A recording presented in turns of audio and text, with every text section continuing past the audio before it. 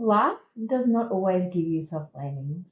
Sometimes you get thrown straight in the dirt. This is no soft landing. After recording the first episode, I thought about the name again, No Soft Landing. And when I really thought about it, a lot of the life lessons that have shaped me did not arrive gently. Some have hit pretty hard. Today I want to share with you a few lessons that have definitely shaped me and have not landed very softly. Lesson one, being different. I was bullied in school. I was always the bigger girl. I wasn't one of the popular ones. I couldn't read, couldn't write, couldn't spell. I don't know, I just didn't like school. I just didn't want to be at school. And my mum knew that. My mum would be like, why do you want to go to school? I don't know. Are they bullying you? No, they were, but you're just not game enough to say it. I was that tomboy, but I grew up in a family of farmers and we all just had to be tough. So I was just a tomboy. Mum made me do ballet for 3 years, but I didn't like it. I just love thinking about it. Growing up in a small little town where every single person knows your business and literally knows what you've just done. It's already 0.3 seconds, you've done something and someone already knows about it. And then it's like the biggest game of Chinese whispers because one person says one thing and then someone else changes it. And then sometimes it gets back to you. Really? Did I do that? Wild. Being dyslexic has been a huge barrier for me. Not being able to read something is stressful, is frustrating, and you just don't know what to do. You can learn to read and write. Don't get me wrong, I can still learn. Yes, I learn every single day. But there's been big things in my life where not wanting to read anything out loud, like going to a party and playing drinking games like Cards vs Humanity or a card game that you have to read something. I literally can't read it. I could read maybe a couple words, but then there'd be some real big words in it. And then you'd have to ask the person beside you to read it because you can't read it. That's really embarrassing. But that's how life's been. And the older I get, the better at reading I get. But I'm learning every day, but I'm definitely not going to get any reading competition or I think that really cemented my resilience and that I'll give everything a go. It might not be perfect, but I'll give it a go. I'll never quit, that's for sure. Lesson two. Probably it is the biggest lesson in my life. I was 22 years old and my mum suddenly passed away. She was my best friend. She was my everything. And for her to just never see her again, that was a big one. And we own a farm. And basically the ultimatum got put to me was, if you don't run the farm, Susan, we'll have to sell it. I'm not going to sell it. No way in hell am I going to sell this farm. So at 22 years old, I had to do all the books. I had to do everything at 22 years old. Very dyslexic, very shy. Let's just say that I wouldn't say boo to anyone. I didn't talk to no one. And then I had to talk to people on the phone and talk to people like customers and oh my god, absolutely wild. Along with having to cook and clean and go through everyone else's grief, and I basically left my grief behind. Yes, I was an emotional wreck all the time, but I just left my grief and I just thought that was just going to be a forever thing. I'll just be sad and all this the rest of my life. And I was okay with it. We can deal with that, right? As long as the farm runs, we have food on the table, that's all that matters. Having to take responsibility for everything and make sure the bills are paid, make sure money's coming in, make sure hay's getting sold. And then I wasn't a young adult at all. I didn't party. I didn't do things that normal 22-year-olds would do. If I did go to a party, I'd probably get drunk and I'd probably just cry the whole time. It got to a point in my life that I couldn't even sit alone. I could not enjoy my own company. I couldn't even bear to be in my own company. If I was in my own company by myself, I'd just cry. I would just cry. I had to keep myself busy, to see what my friends were doing. I had to go somewhere, I had to do something. I just had to keep my mind busy because it was that bad. I didn't have any depressions, I didn't do anything like that. I didn't get any help, I didn't have any therapists, anything like that. I would highly recommend, if I could go back, I would have got a therapist and they could have helped me through it. But it's okay. We're here now. We're 10 years down the road, nearly. But I can tell you that 8-9 years, I never deal with my grief. Never. Not once. I can still remember telling my friend, might have been just 30 or maybe in my late 29s. I said to her, I'm just so angry. I am so angry at the world. I'm so angry at my mum. I'm so angry at everyone. She goes, oh my God, congratulations. I think you're at the second stage of grief. Only taken you 8 years, but you're there, Susan. Congratulations. That's a big one. And I still struggle today. And the best quote that I love is grief is like glitter. At the start, it's everywhere and you can't get it off. You have a shower and you find some and it's just everywhere. But after time, it wears off. And then you might go, oh, this glitter. Oh, this glitter. And it just comes back. But I always say to myself, there is people in worse places than me. I have a roof over my head. I have a beautiful family. I have people that love me. I have the best of friends. I ride my motorbike around Australia and completely race. I have a really good life.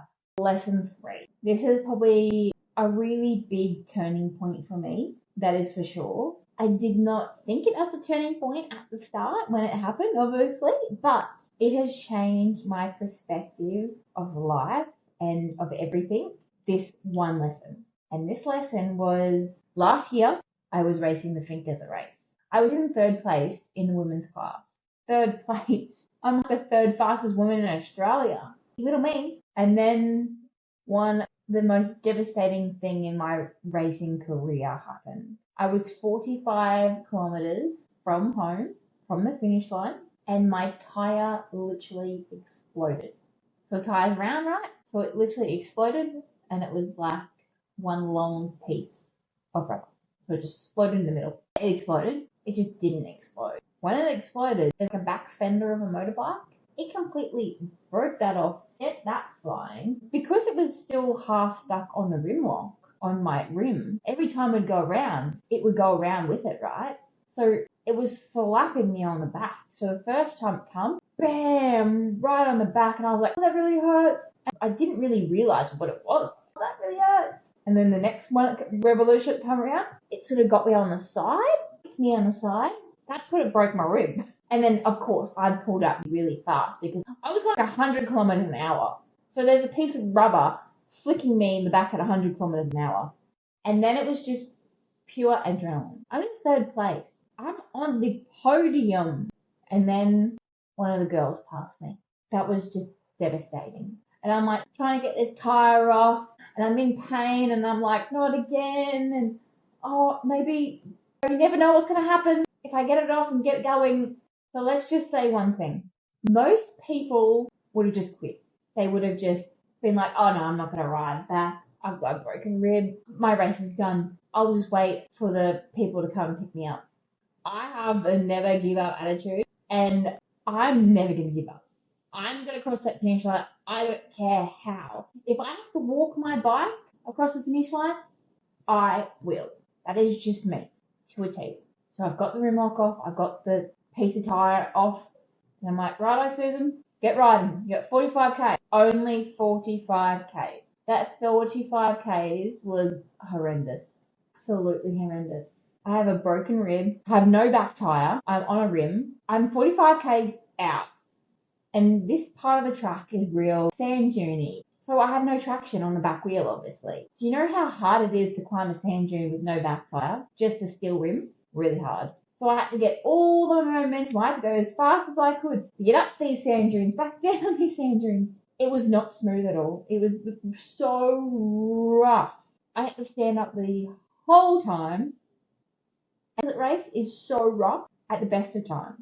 And here's me with no back tire, just rolling over everything, feeling every single bump with no back tire. It was horrible. I cried for 45 minutes. There's a photo of my mum where my fuel tank is, and I'm so glad that it was there. And there's a picture of my mum, and at the top it says never give up. I can remember looking down and going, oh, Mum, you're going to have to help me. You're going to have to help me get here to make it home. So I don't know if I can. I was in so much pain, and I read never give up. So all I said the whole time was never give up, 45k's. I don't know how many times I would have said never give up in that 45k's. That's all I said. Never give up. Here's me crying. I don't even know how I could see. I was crying so much. But I do think one thing that really kept me going was obviously it was real loud and it's a bit rocky, and you could hear me a mile away coming down the track, obviously. And you would get people, they would run from their caravans or wherever they were to the side of the track and start cheering and waving and yelling. That was one thing that got me home, amazingly. The people cheering me on, that was a huge thing. That got me over the line, that is for sure. I was literally doing 70 Ks on a rim. I finished the race. I literally couldn't even get my bike. I was in so much pain. I literally had, my best friend was on the sidelines, and this guy, I don't know, had a broken arm or had something to do with his shoulder. He had his arm in a sling, and I got, the volunteers took me to the side where my friend was, and then a couple of people got me over the fence, and they're like, "Oh, just wait here, we'll get a paramedic." And then this guy with the sling was like, "Bugger it," and said to my best friend, was like, "Can you carry him?" He's like, "I'll carry him." And I think Weedy, my best friend, was like, "You've got one arm." Which both of them carried me to the medic tent. It was literally only probably 100, 150 meters away. It wasn't that far. All the paramedics were all had people. I can still picture this. There's this guy with like a broken finger and it's all dislocated. It's really not in a good way. And he seen me come in and obviously looked in a bad way. He was like, "Oh, don't worry about me. I'll drive myself to the hospital. You need to deal with her. I'm not even that bad." He literally got up and walked out. And I gotta say, the paramedics and the ambos and all that, they were so amazing. They thought that there was something else a little bit wrong. So they were a little bit stressed out at a couple of stages, but that's okay. We got it sorted and we finished. I finished the Think Desert Race in 8th place overall. Definitely not on the podium, but I still finished in 8th place. I only lost 20 minutes. And I can't remember how many girls there was exactly, but I think there was 20 or so, or 18 or something. So it was an epic time, that's for sure. Definitely do not want to end up in another ambulance at the Think Desert Race. And that was, to think about it now, I'm so proud of myself for finishing it. There are so many people that said to me, "You could have been really badly hurt, Susan. You should have just stopped. What if you would have kept going and something would have happened to you?" Well, something would have happened to me, right? I just have a never give up attitude. I have so much resilience. There's nothing stopping me. Once I put my mind to it, I do it. When I look back at the lessons that have shaped me, nothing has come easily. They've come through setbacks, heartbreak, responsibility, learning things the hard way. I guess this is why the podcast is called No Soft Landing. Now at 31, for the first time, I think I feel a little bit of peace in myself of who I am. I am healthy, I am confident, I am absolutely thriving. A lot of that comes from the lessons where I didn't land softly.